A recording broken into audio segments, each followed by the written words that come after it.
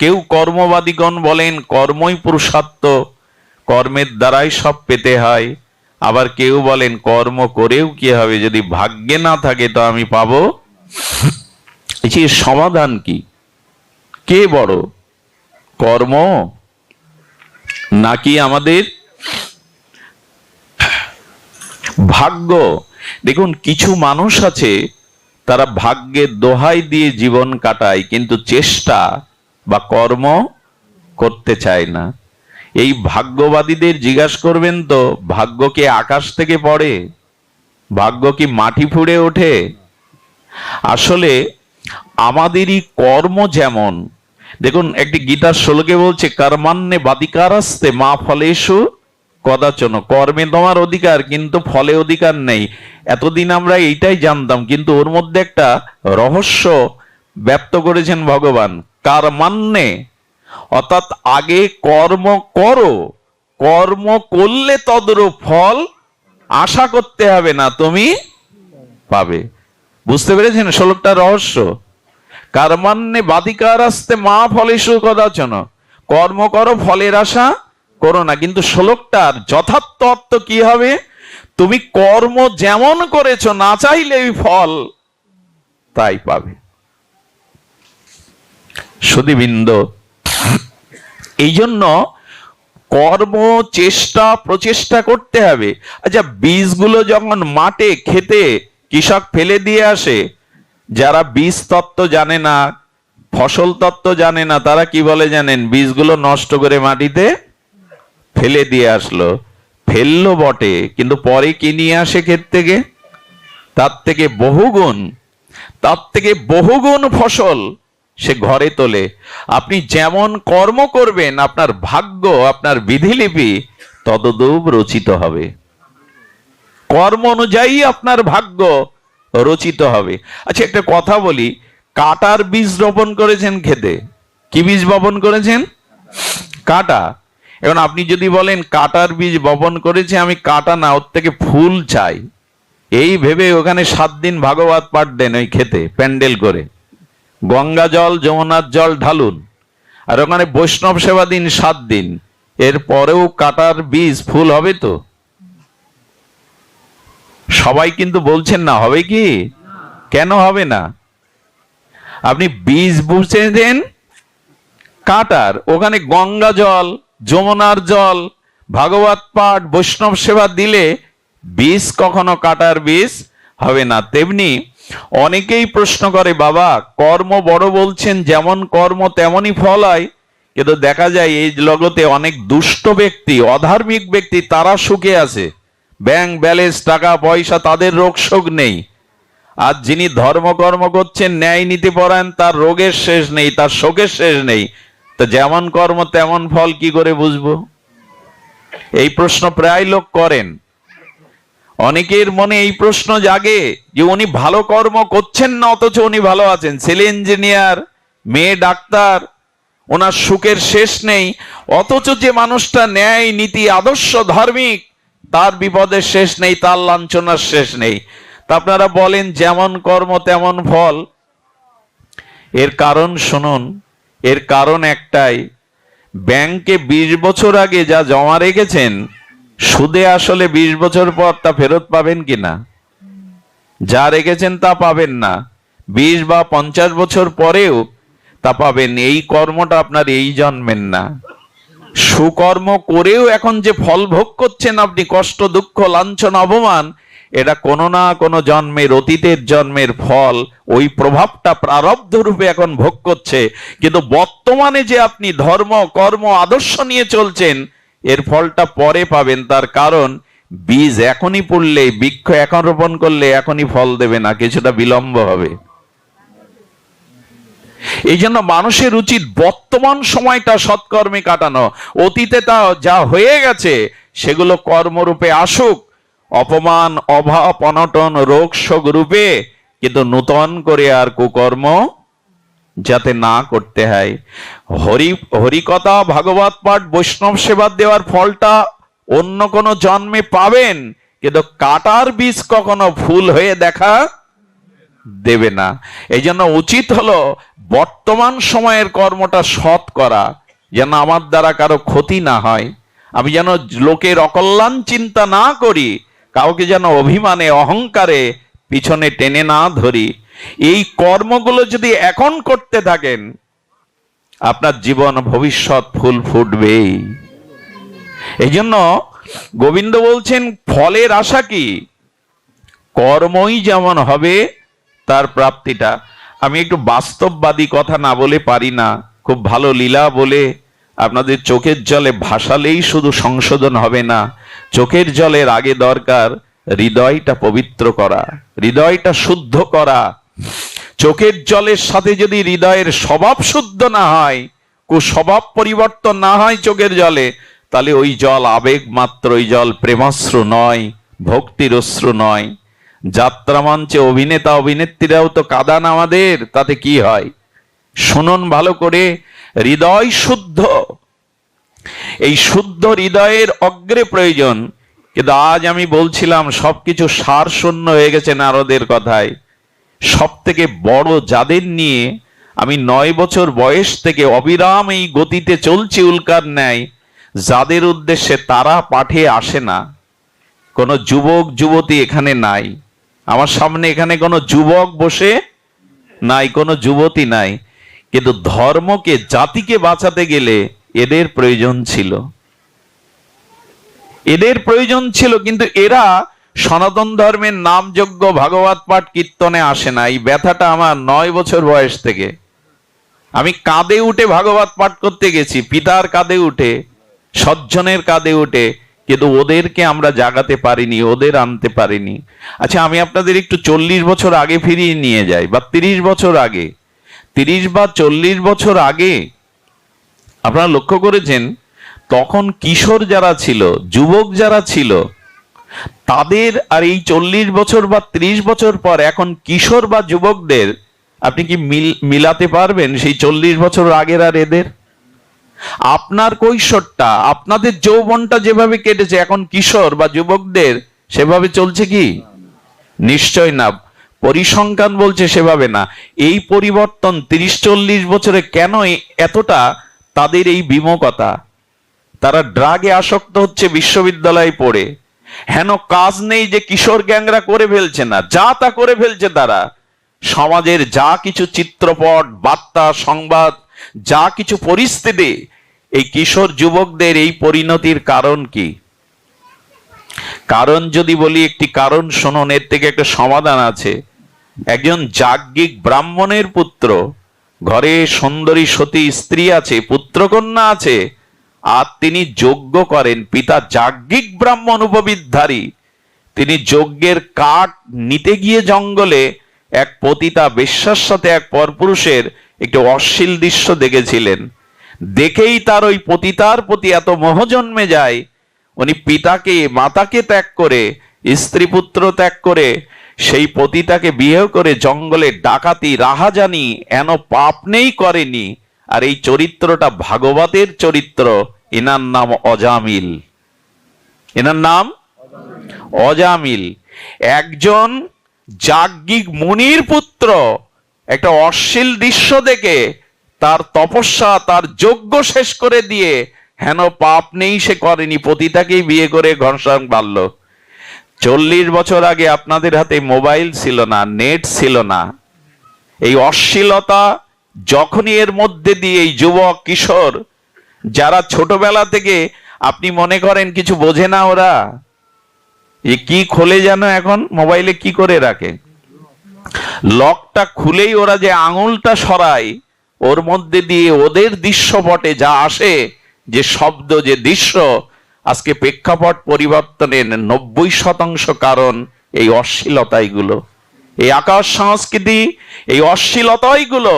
মানুষ যা দেখে তাই শেখে, অপরকে মেরে ফেলছে, অপরের চোখ তুলে নিচ্ছে। কেন? আপনারা দেখবেন সুপার পাওয়ার যা দেখানো হয়, ওতে দালান ভেঙে দিচ্ছে, উড়ে যাচ্ছে। এইসব কিশোর মনের মধ্যে, এই ছোট ছোট বালক বালিকাদের মধ্যে, তাদের ভিতরে এই ভাবনাগুলো প্রকাশ হতে থাকে। এই অশ্লীলতাইগুলো, আকাশ সংস্কৃতিগুলোই, এই বিরূপ সংস্কৃতিগুলোই আজকের দিনে রবীন্দ্রনাথ হারিয়ে গেছে, বঙ্কিম হারিয়ে গেছে, শরৎচন্দ্র হারিয়ে ফেলেছে আমরা। এখন তো গ্রন্থই কেউ দেখে না। ভাগবত গুলো, গীতাগুলো আছে পেপারে মোড়ানো, লাল কাপড়ে মোড়ানো, আর কখন ব্যবহার করে? মরে গেলে মরার বুকের উপরে দিয়ে দেয়। এই জাতির এতটা দুর্দশা, বেঁচে থাকতে এটা গ্রহণ করে না।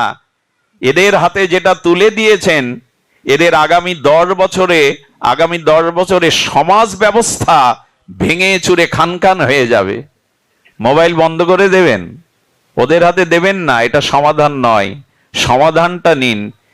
সমাধানটা হলো আকাশ থেকে বৃষ্টি পড়ছে, বৃষ্টি আপনার কাঙ্ক্ষিত নয়, ফসলের, জনজীবনের ক্ষতি করছে, বৃষ্টি বন্ধ করতে পারবেন? তাহলে কি করবেন? ছাতা ধরুন। বৃষ্টি বন্ধ করা যাবে না, ছাতা ধরুন। ওই সন্তানদেরকে ছোটবেলার দ্বারা, বাড়িতে ধর্ম চর্চার দ্বারা, প্রার্থনা সংকীর্তনের দ্বারা, গীতা ভাগবতের বাণীর দ্বারা সংস্কার গড়ে তুলুন। বৃষ্টি বন্ধ করার দরকার নেই, ছাতা ধরতে শেখান। এর মধ্যেও কি করে নিজেকে রক্ষা করা যায়, এই আদর্শটা পারিবারিক ভাবে দিন।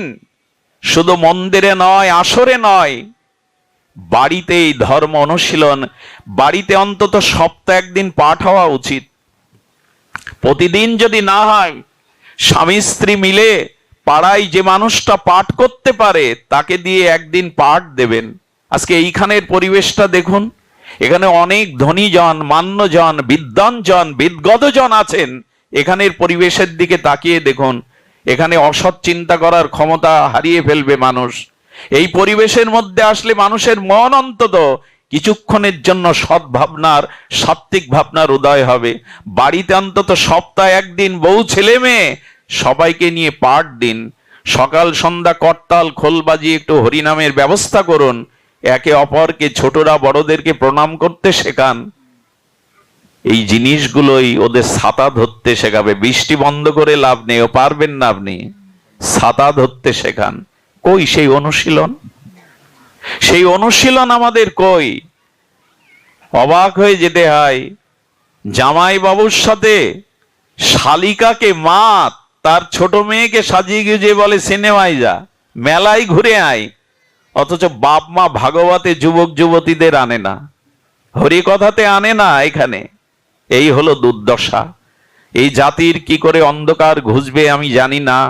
তবে বাড়িতে ভাগবত চর্চা, শাস্ত্র অনুশীলন শুরু করুন। বাইরের যে আবহাওয়া তা কিন্তু টেনে হিস্টে নিয়ে যাবে আপনার ঘরের সন্তানকে সর্বনাশ করার জন্য, আপনার ঘরের লক্ষ্মী সরস্বতীকে বিনষ্ট করার জন্য কিন্তু টেনে নিয়ে যাবে। সেই আকর্ষণের জাল চারিদিকেই বিস্তার করা আছে। ঘরে আধ্যাত্মিক অনুশীলন করুন। কটা হিন্দুর ঘরে মায়েরা ভোরে মঙ্গল আরতি দেন? শতকরা 5% হিন্দুরা ভোরবেলা মায়েরা মঙ্গল আরতি দেয় না। তো সেই ঘরে অমঙ্গল ঢুকবে না তো কি ঢুকবে? যেখানে মঙ্গল আরতি নেই ভগবানের, সেখানে কি ঢুকবে? আর আমাদের যে দুর্দশার শেষ নেই। অনুষ্ঠানগুলো লাইট, প্যান্ডেল, গান বাজনা, এই রাজসিকতা কোথায়? সংস্কৃতি চর্চা কোথায়? সুস্থ ভাগবত চর্চা কোথায়? যেরা জাগবে। একদিন কালী পুজো তো 3 দিন 3 নাইট যাত্রা, 3 নাইট গানের কনসার্ট। মার সামনে এইসব করার কথা আছে চণ্ডীতে, ভাগবতে? আজ আমরা সেগুলোই করছি, আর তাই নিয়ে আনন্দ করছি। একবার দুর্গা পূজায় আমি পাঠ করতে গিয়ে দেখি 500-700 লোক রাস্তার পাশে দাঁড়িয়ে হাততালি দিচ্ছে।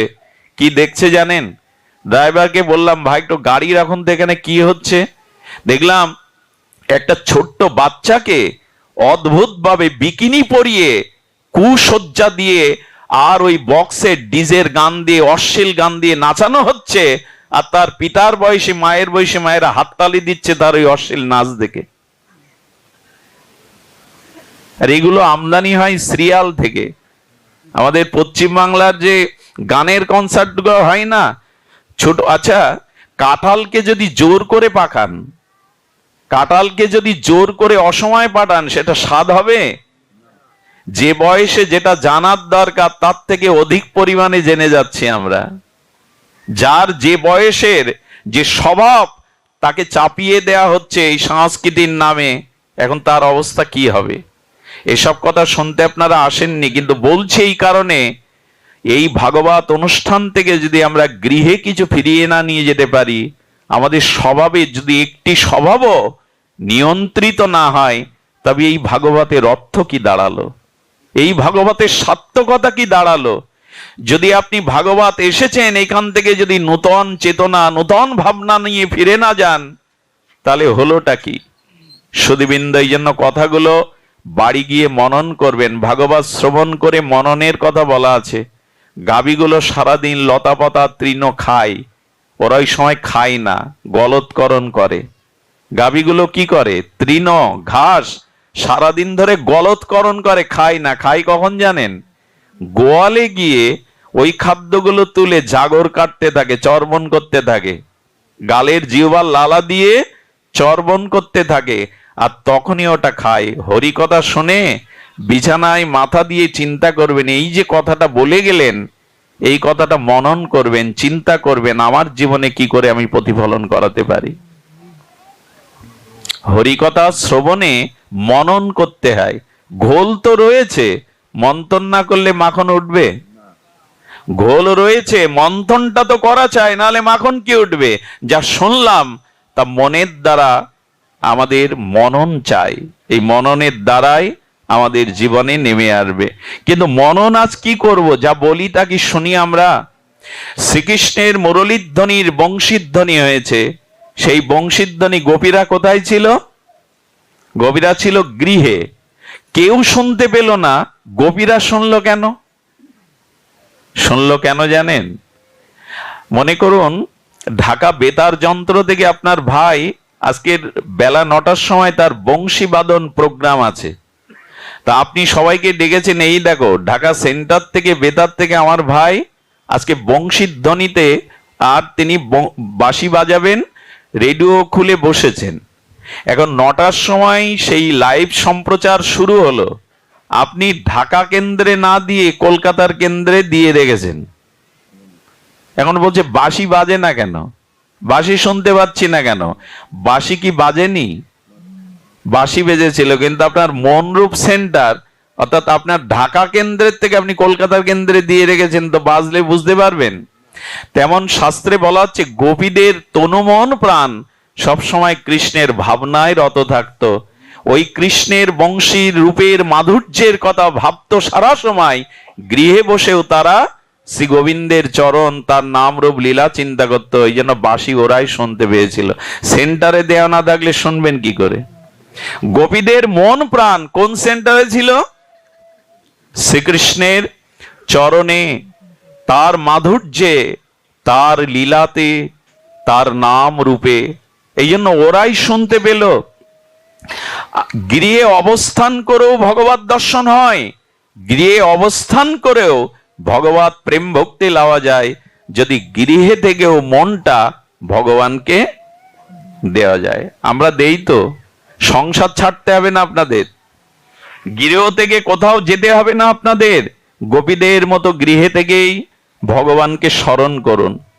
একটা জিনিস দেখুন, অনেক মানুষ মন্দিরে যায়, ভগবানের মূর্তি বিগ্রহ দর্শন করে আসে, কিন্তু উত্তম হলো শুধু মন্দিরে ভগবানকে দেখে, মন্দিরে গেলে যেমন প্রণাম করেন, স্তুতি করেন, পায়ের পাদুকা খুলে প্রণতি জানান, প্রণাম জানান, সেখানে প্রণামী দেন, একটি প্রসাদ ফলাদি দেন, তেমনি বাড়িটাকেও মন্দির মনে করা। মন্দিরে গিয়ে বিগ্রহ দর্শনে যে ভাব দেখান, বাড়িটাই মন্দির মনে করে বাড়ির ঠাকুরকে ওই জাতীয় প্রতিদিন প্রণাম শ্রদ্ধা করা উচিত।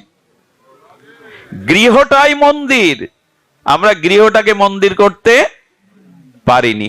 শোনেন, গৃহ মন্দিরে যদি অশান্তি থাকে, এই মন্দিরে এসে শান্তি আপনি পাবেন না, ও তীর্থে গেলেও পাবেন না।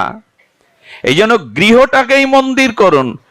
নিজ বাসস্থানে অবস্থান করলে নিত্য যেখানে ভগবানের মঙ্গল আরতি, নিত্য যেখানে ভগবানের ভোগরাগ, নিত্য যেখানে ভগবানের গীতা ভাগবত পাঠ, নিত্য যেখানে ভগবানের প্রার্থনা স্তুতি হয়, সেই গৃহটা গৃহ না, সেটাই মন্দিরের রূপ নেয়। অর্চন করলে কি হয় জানেন? একই ইট কাঠ ছাদ দিয়ে আপনার বাড়ি তৈরি করা, একই ঘরের কোণে যেখানে ঠাকুরের আসন পাতা, ওইখানের গন্ধটা আর যেখানে শয়ন করেন ওই ওই প্রকোষ্ঠের, একই প্রকোষ্ঠের মধ্যে সেখানের গন্ধটা একই। কেন? একই তো ঘর। আসলে ওখানে নিত্য ধূপ ধীপ জ্বলে, ওখানে নিত্য তুলসী অষ্ট নয়, এই জন্য ওখানের বাতাবরণটা পবিত্র হয়ে গেছে, সুগন্ধে ভরে গেছে। কিন্তু যেখানে শয়ন করি ওখানে এই পবিত্রতাটা নাই। একই ঘরে, একই ইটকাঠের মধ্যে দুই জায়গার দুই অনুভূতি। এর একটাই কারণ, ওখানে স্তব স্তুতি হয়। তো যে বাড়িতে নিত্য ভগবানের ভোগ রাগ পূজা আরতি স্তুতি পাঠাদি হয়, সেই গৃহটাই মন্দির হয়ে যায়। আমরা প্লেট বসাতে পারলে বাঁচি। মন্দিরগুলো দুতলা করে প্লেট বসান, আপত্তি নাই, 5 তলা করুন, কিন্তু গৃহটাকেই মন্দির করুন। এটাই হলো গৃহে বসে ভগবানকে পাওয়ার উপায়। গৃহ আর মন্দির। আচ্ছা, মন্দিরে কেউ জুতো পায়ে দিয়ে ওঠেন? সহসা ওঠেন কি? কিন্তু দেখবেন অনেক হিন্দুর ঘরে, যে ঘরে ঠাকুর রয়েছে, ছেলে বিলে বন্ধু বান্ধব জুতো পায়ে দিয়ে ওই ঘরে ওঠে, 2 জোড়া জুতোও রাখা আছে। এটা কিসের কিসের ভালোবাসা? এটা কিসের? গৃহটায় আশ্রম। শুধু সন্ন্যাস আশ্রম আশ্রম নয়, জ্যোতি আশ্রম, সন্ন্যাস আশ্রম। শ্রেষ্ঠ আশ্রম হলো গারস্থ আশ্রম। মহাপুরুষগণ কোথা থেকে আসে? সন্ন্যাস থেকে। কোন মায়ের গর্ভে গৃহাশ্রম থেকে সন্ন্যাসী জন্মায়, অবতার আসে, মহাপুরুষ আসে। এই গৃহটাকে মন্দির করতে পারিনি আমরা। মন্দির করেছি পাড়ায়। পাড়ায় মন্দির করুন, নগরে মন্দির করুন, ক্ষতি নয়, কিন্তু গৃহটাকে মন্দির করুন। গোপীদের প্রেম এতই, তারা গৃহে থেকে রাত দিন গোবিন্দের স্মরণ করত, মনন করত। এই জন্য দূর থেকে কৃষ্ণের বাঁশি বাজলে ওদের মনেই সাড়া দিত। গিরিরাজ গোবর্ধনে বংশীধ্বনি হচ্ছে, গোপীরা তা শুনতে পেত। কিছু মনে করবেন না, অনেক মানুষ সকালে উঠে তো স্নান করে, আর স্নান করে স্ত্রীকে বলে 1 কাপ চা খাওয়া ভালো, আমি নিষেধ করছি না, চা খান। পায়ের উপরে পা দিয়ে এবার খবরের কাগজ চাই, স্থানীয় পেপার, জাতীয় পেপার। আধা ঘন্টা 20 মিনিট তো পেপার দেখেন। আচ্ছা, দেশের দুরবস্থা, দেশের দুরবস্থা পড়ে আপনি দূর করতে পারবেন, সমাধান করতে পারবেন? কিন্তু 20 মিনিট 30 মিনিট যে ব্যক্তি খবরের কাগজ পড়ে, পড়ুন, নিউজ পড়ুন, আমার আপত্তি নেই, কিন্তু ওই স্নান করে এসে ঠাকুর ঘরে গীতার একটা শ্লোক পড়তে 5 মিনিট লাগে। কতজন পড়ে সেটা? সকালবেলা উঠে চা খেলেন, কিন্তু যে বাড়ি মায়েরা ঠাকুরকে সকালবেলা অর্চন করে, ওই অর্চন করতে গিয়ে রাধা মাধবের চরণে তুলসী দিয়ে যে অভিষেকের জল, ওটার নাম চরণামৃত। প্রতিদিন চা খান, কজন হাত তোলে বলুন তো প্রতিদিন চরণামৃত পান করেন? এই 500 যদি 600 লোক থাকে, এর মধ্যে 2-4 জন হাত তুলতে পারবে। এর কারণ কি? চা খেতে ভালো লাগে, না খেলে মাথা যন্ত্রণা করে। আরে চৈত্রের প্রখর রৌদ্র বলে লেবু চা, লেবু চা, মাথা ঘোরে চা না খেলে। অথচ চরণামৃততে কি বলা আছে জানেন? অকাল মৃত্যু হরনাম সর্ব পাপ প্রণশনাম বিনাশনাম। সর্ব পাপ বিনষ্ট হয়, অকাল মৃত্যু পর্যন্ত দূর হয় গোবিন্দের চরণামৃত পেলে। তা পাওয়ার সময় আমাদের নাই, কিন্তু চা প্রতিদিন আমার চাই। চৈত্রের প্রখর রৌদ্রেও 1 কাপ দাও। মঙ্গল চাই কিসে? ওই যে বললাম, ভাগ্য তৈরি হয় কিসে? কর্মের দ্বারা। আপনি যেমন কর্ম করবেন, তজ্জাতীয় ফল প্রাপ্তি রূপে ভাগ্য আপনার জীবনে ধরা দেবে। মঙ্গল, হ্যাঁ, সুখ চাও তুমি, ভোগ চাও তুমি, সুষ্ঠু কিছু করবে না। আবার শুনুন, সুখ চাও তুমি, ভোগ চাও তুমি, সুষ্ঠু কিছু করবে না। ও চাওয়া তো বাতুল চাওয়া, দুর্ভোগ ছাড়া জুটবে না। সুখ চাইলেই পাওয়া যায়, শান্তি চাইলেই পাওয়া যায়। মানুষ আজ এটা শুরু করেছে। শুধু চিন্তা করুন, বাড়িতে আমরা কত কথাই বলি। আচ্ছা, কিছু কিছু মানুষ আছে, বিকেলবেলা মায়েরা বাবারা বাড়িতে যারা আছে ওদের সাথে কথা বলে পুষায় না, ক্ষুধা মেটে না, পাড়ার কোথাও চলে যায়, সেখানে গিয়ে 4-5 জন নিয়ে বসে। আর ওই গল্প যদি একবার শুরু হয়, কি গল্প জানেন? আমার বড় জামাই প্রফেসর আর মেজো জামাই ওসি, পাশে যারা থাকে ছোট জামাই, শুরু হয়ে গেল। এত কথা যে বাড়ি কুলাচ্ছে না, বাড়ি পোষাচ্ছে না, এই জন্য কারো চায়ের দোকানে পাড়ায় চলে যায়, ওই নিয়ে শুরু হয়। শাস্ত্র বলেছে আন কথা না বলিবে, আন কথা না শুনবে, সকলেই করিবে পরমার্থ। ঠাকুর নরোত্তম বললেন পরিবারে যাদের সাথে যতটুকু কথা বলা দরকার ততটুকু প্রয়োজনে কথা বলো, অত বকবক করো না, আন কথা বলো না, আন কথা শোনো না, এর দ্বারা অনর্থ আসবে। আজকে কৈকেয়ীর কানে মন্থরা কয়েকটা কথা দিয়ে দিল, আর তাতে রামকে বনবাসে পাঠিয়ে দশরথকেই মেরে দিয়ে বিধবা হয়ে গেল। অসৎ লোকের বার্তা, অসৎ লোকের আন কথা, বিষয় কথা কানে নেবেন না। চাকরি ব্যবসা করতে হয়, যেটুকু কথা বলার কর্তব্য বলবেন, বাইরে গল্প গুজব করে করলে লাভ নেই। আমাদের মহাজন বললেন দিবস যামিনী আবল তাবল কত পাঁচাল পাড়িতে পারো, তাহার মাঝে একবারও কি রাধা মাধব বলিতে নারো। এত কথাই ক্ষোভ ফোটাও, তার মধ্যে ভগবানের নামটা একবার নিতে পারো না। এত কথা বলো অথচ ভগবানের কথা নাই। এই জন্য যার মুখে হরি কথা নাই তার কাছে না যাওয়াই ভালো। সে বিষয় কথা আপনার ভিতরে দিয়ে টেনে নামাবে আপনাকে। কি লাভ এত কথা বলে? হরি কথাই কথা আর সব বৃথা ব্যথা। হরি কথাই কথা আর সব বৃথা। আচ্ছা, আপনারা যারা এখানে আছেন, আমি যদি রাজনৈতিক বক্তব্য দিতাম, কোন দলের পক্ষে এরকম লোক এসে বসে থাকছেন চুপচাপ? আমি যদি এই তল্লাটের চেয়ারম্যানের বর্ণনা দিতাম, শুনতেন কেউ? আসতে না তো লোক। এসেছেন কেন? এই গাড়ি করে এত কষ্ট করে, হরি কথা হবে তাই। এই কথারই সার্থকতা। আন কথা বলে কি পাবো আমি? এই জন্য বললেন মানুষ মুখে অনেক বাক্য ব্যয় করে, বৃথা বাক্য ব্যয় করে, অথচ সেই মুখে সেই জিহ্বায় হরির নাম নেয় না। এর থেকে কি করে ভাগ্য চাই আমরা? সৌভাগ্য। এই আচরণগুলো বদলান। জিহ্বার দ্বারায় অনেক পাপ হয়, শুনে রাখুন। পৃথিবীতে দুটো জিনিস দ্বারা সব থেকে বেশি পাপ হয়, পতন হয়, একটা চোখ আর একটা হলো জিহ্বা। এই দুটো জিনিস সংযত যার নাই, সে ভগবত ভক্তির অধিকারী নয়। বাইরে গেলে যেখানেই যান এই দুটো জিনিস সংযত রাখবেন। জিহ্বা খুব পবিত্র বস্তু, ওখানে কোনো হাড় নেই, সব নরম। ভগবান ওখানে রস দিয়েছেন, এত রস অন্য কিছুতে টক দিলে টকের রস বেরোয়, মিষ্টি দিলে মিষ্টি। রসটা বলেছেন যাতে হরি কথামৃত, হরি নামের রসের সাথে এই রস মিশাতে পারো। হরি কথা বলো, হরি কথা শোনো। জিহ্বার গুরুত্ব অনেক। মৃত্যুর সময় যদি জিহ্বা একবার হা রাধে বলতে পারে, আপনি পার পেয়ে গেলেন।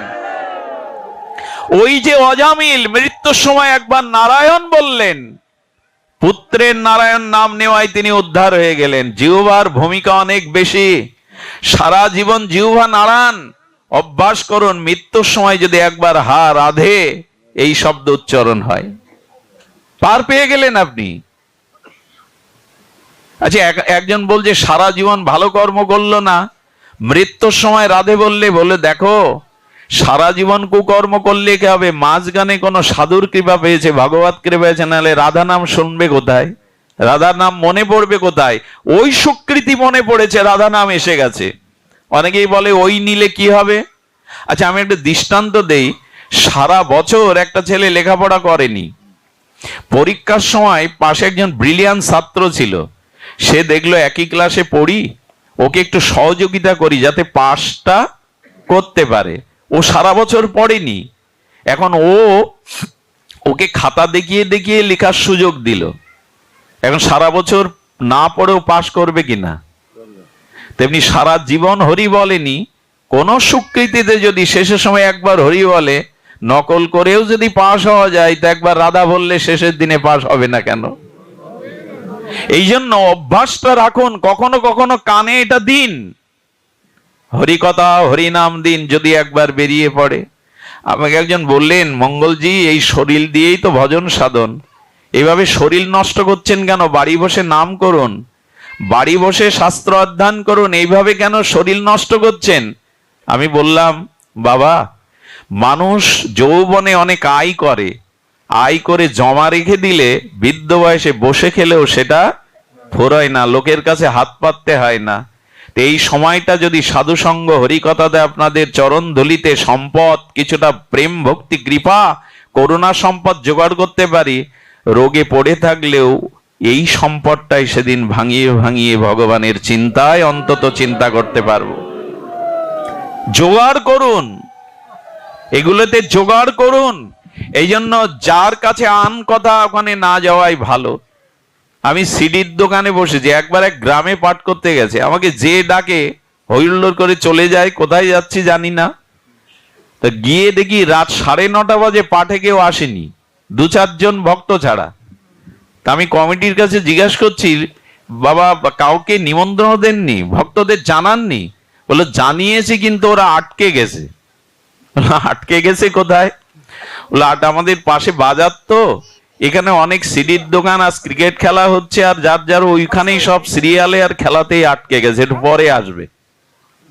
আমরাও আটকে যাচ্ছে এইভাবে, আমরাও আটকে যাচ্ছে এইভাবে। এই আটকানোর স্রোতটা ভেঙে এখানে কিছু সঞ্চয় করুন, শেষের দিনে মনে পড়বে।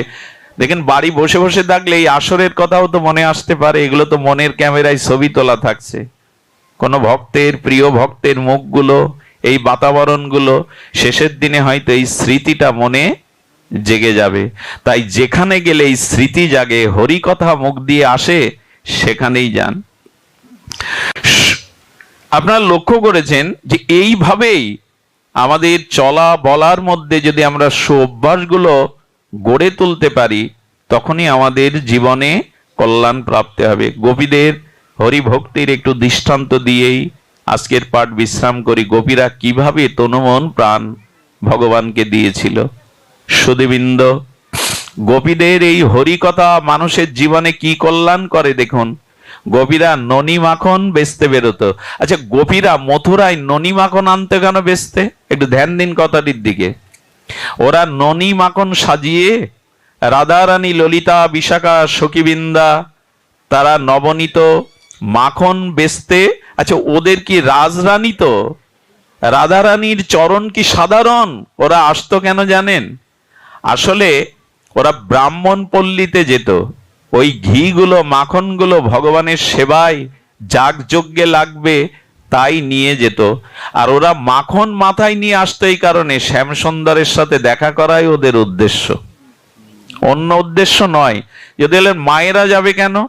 বৃন্দাবনে এখনো এই নিয়ম, মায়েরাই বেশি পরিশ্রম করে, ক্ষেতের কাজ, বাইরের কাজ মায়েরাই আজও বেশি করে। কিছু কিছু সমাজে আছে দেখবেন মায়েরাই বেশি খাটে, এমনি আমাদের গৃহেও খাটে। পুরুষ এসে যদি বলে সারাদিন করোটা কি, একদিন বাড়ি থেকে দেখো করেটা কি। তারা চাকরি বাকরি, ব্যবসা বাণিজ্য করেন বটে, ঘরের কাজ কম না। তবে এখন অনেক সুবিধা হয়ে গেছে, এখন কাপড়টাও তো কাচতে হয় না। কি বেরিয়েছে? Washing machine. National TV channel ঘোরাতে গিয়েও খাট থেকে উঠতে হতো, এখন আর উঠতে হয় না। কি টেপে? কাজ সব কমে গেছে এখন। আগের দিনে আর কাঁথা সেলাই এখন নাই। কাঁথা সেলাই আছে? নকশি কাঁথাও নাই, সব কমিয়ে দেয়া হয়ে গেছে। বসে বসে খাও আর রোগগ্রস্ত হও, বসে বসে খাও আর রোগগ্রস্ত হও। যে মায়েরা পরিশ্রম করে রোগ ব্যাধি তাদের খুব কম হয়, এটা পুরানো দিনে মা ঠাকুমাদের দিকে তাকালে বোঝা যায়। সুধীজন, সবকিছু এত সহজ হওয়া ভালো না। সহজে সবকিছু পেলে সে বস্তুর মূল্যায়ন, এখন আমরা সব সহজ করে ফেলেছি। তার কি করা যাবে? যুগ যেদিকে এগিয়ে যাচ্ছে, আমি বলেছি যুগ বদলানো যাবে না, তবে সংস্কার বদলানো যাবে। গোপীরা মাথায় ননি নিয়ে কি বলতো জানেন? আচ্ছা, বলা উচিত কি মাখন নেবে, দই নেবে, কিন্তু দেখবার জন্য এসেছে তো গোবিন্দকে। ওদের মনে কার জায়গা? ওরা কি বলতো জানেন? গোবিন্দ নেবে, কানাই নেবে। আহা, ওদের ভেতরের ভাবনাটা মুখ দিয়ে কানাই চলে আসতো, গোবিন্দ চলে আসতো। বললো, ও গোপী, তোমরা কানাই নেবে মানে, গোপী নেবে মানে? ওদের ভাবনায়, ওদের চিন্তনে, ওদের মননে শুধু এই একটি নাম। সুধীজন, এই গোপীগণ তারা এমনি করেই ভগবানকে স্মরণ করতো। আসতো কেন? যাতে গোবিন্দ বদন দর্শন হয়। সুধীবৃন্দ, একটি লীলা বলেই দেখুন, গোবিন্দ যখন উত্তর গোষ্ঠে ফিরতেন, দাদা বলরাম সুবল সখা নিয়ে, গাভীকে নিয়ে, আর এই গোমাতা গাভীদের নিয়ে শ্রীধাম বৃন্দাবনে গোধূলি লগ্নে পশ্চিম দিগন্তে বিচিত্র রঙের সমাহারে আর গোখুর উত্থিত ধূলিকণাগুলো শান্ত গোবিন্দের ঘর্মের বদনে এসে মিশে যেত। গোবিন্দের সেই কেশমালা যখন এই মুখের কাছে এসে পড়ত, আর ওখানে ধুলি আর ঘাম মিশে এক অপূর্ব বদনে সুখদেব গোস্বামী চেয়েছে দেখছেন কি তার অপূর্ব সৌম দর্শন। এই রূপ দেখলে আর অন্য রূপ চোখে ধরে? পীতবরণধারী শিখাপুচ্ছধারী ত্রিভঙ্গ মোরারি আজ গোপীর মন, সেই মন প্রেমধন চুরি করা আমাদের সেই ননীচোর মনচোর গোপী প্রেমের আর সেই মূর্তি মাধুর্য বিগ্রহ যখন উত্তর গোষ্ঠ থেকে আসতেন, সমস্ত ব্রজবাসীরা যমুনা পুলিনের ধারে গোষ্ঠের রাস্তার ধারে দাঁড়াতো, যেন সারাদিনের অদর্শনের বিরহ তাপ জোড়াবার জন্য তারা গোবিন্দের ওই বংশীধ্বনি আর তার অপূর্ব মাধুর্যময় মূরতি দর্শন করে সারাদিনের বিরহ তাপকে তারা জোড়াতো। এই জন্য পাশে এসে দাঁড়াতো। রাধারানী তো সবসময় রাস্তায় আসতে পারেন না। রাধারানী চিলেকোটার উপরে দাঁড়িয়ে প্রিয় নর্ম সখীবৃন্দ সহ গোবিন্দের প্রতীক্ষা করছে। আমাদের চোখ চেয়ে থাকে তো তাকে দেখবার জন্য। গোবিন্দ আসছেন আর মুরলীর ধ্বনিতে ব্রজের আনন্দময় আনন্দ দান করতে করতে আর ধেনুবৎস নিয়ে তিনি চলেছেন। দাদা বলরামকে একটু আগে দিয়ে গোবিন্দ একটু পিছনে পড়েছেন। আমাদের নটকিশোর নটবর আর এই কিশোর মণি তিনি আসছেন।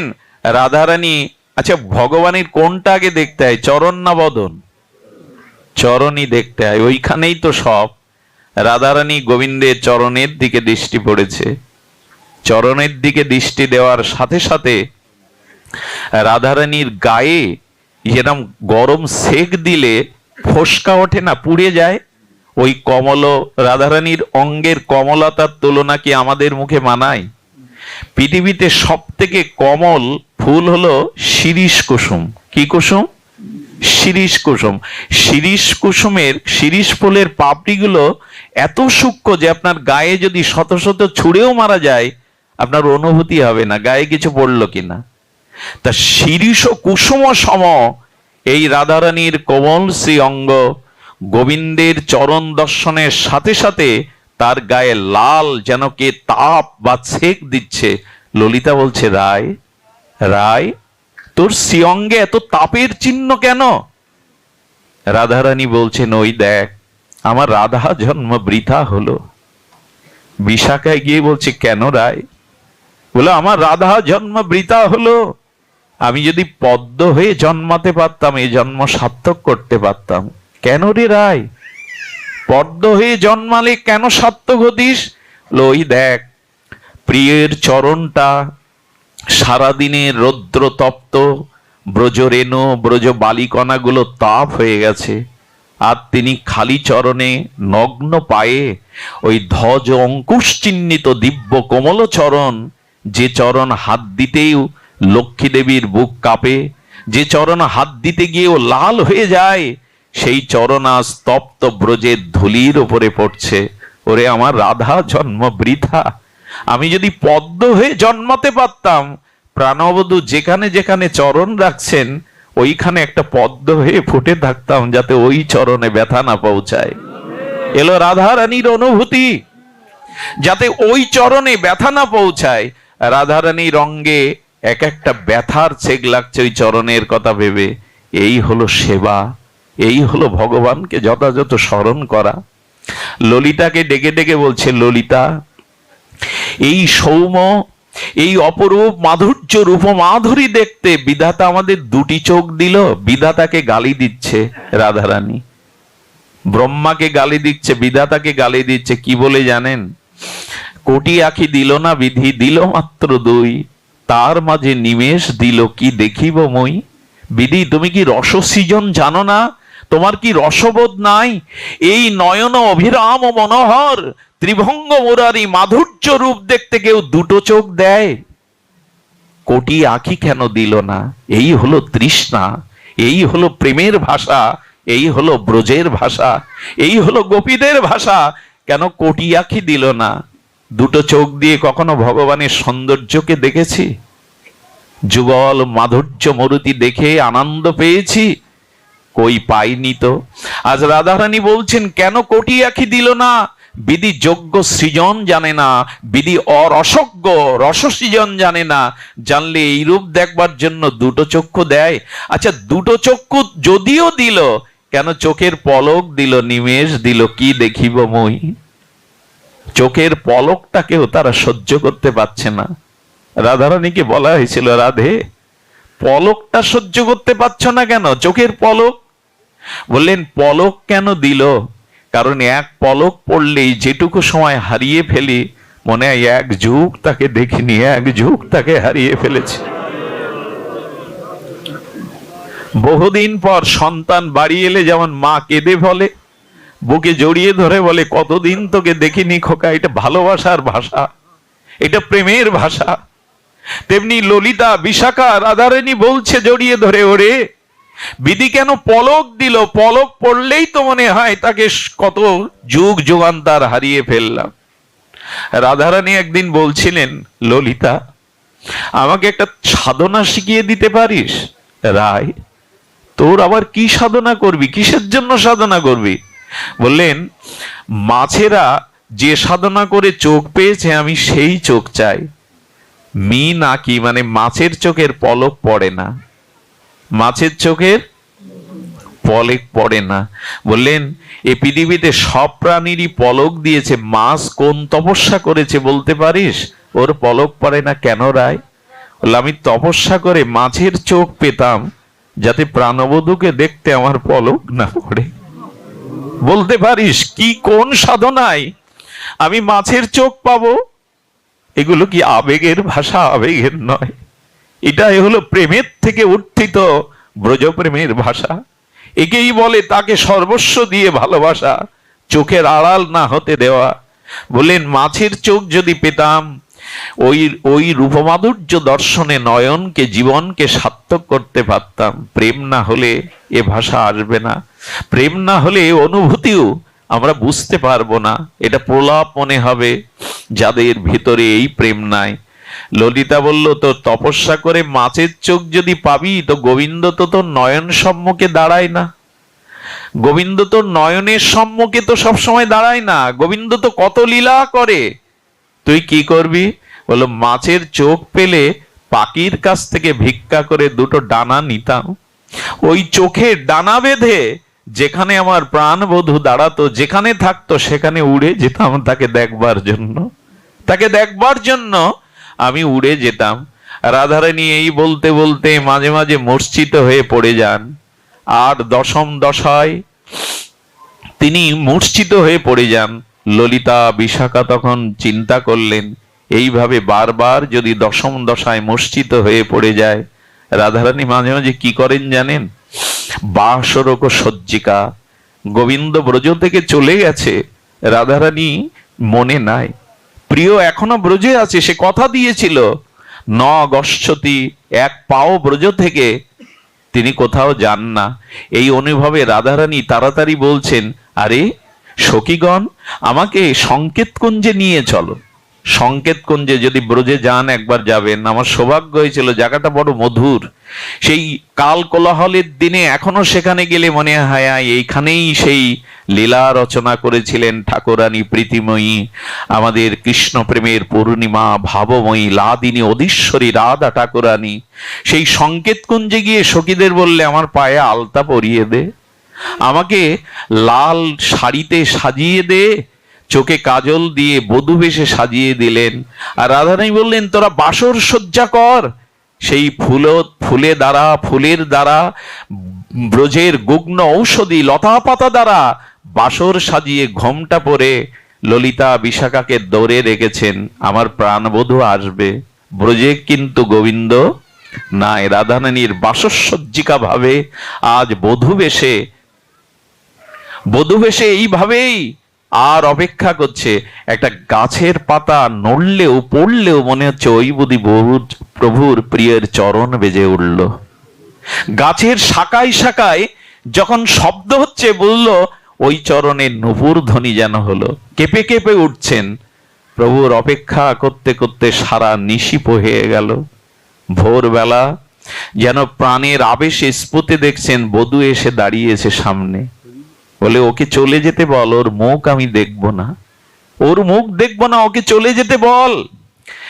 ও সারা রাত অন্য কোনো কুঞ্জে কাটিয়ে এসেছে, চলে যেতে বল, ওর মুখ দেখব না। সব কিন্তু ওই ভাবাবেশে। ওই কুঞ্জ সাজিয়ে যখন বিদায় নিল, তখন লাল কাপড় আলতা মুছে দিয়ে লতা পাতা বাসরটাকে ভেঙে চুরে মাটিতে লুটিয়ে কাঁদছে, ওরে পেয়েও তো তাকে হারালাম, কেন তাকে দূরে সরিয়ে দিলাম, কেন তাকে বের করে দিলাম নয়নের সম্মুখে। ওরে ললিতা, ওরে বিশাখা, তাকে আবার এনে দে।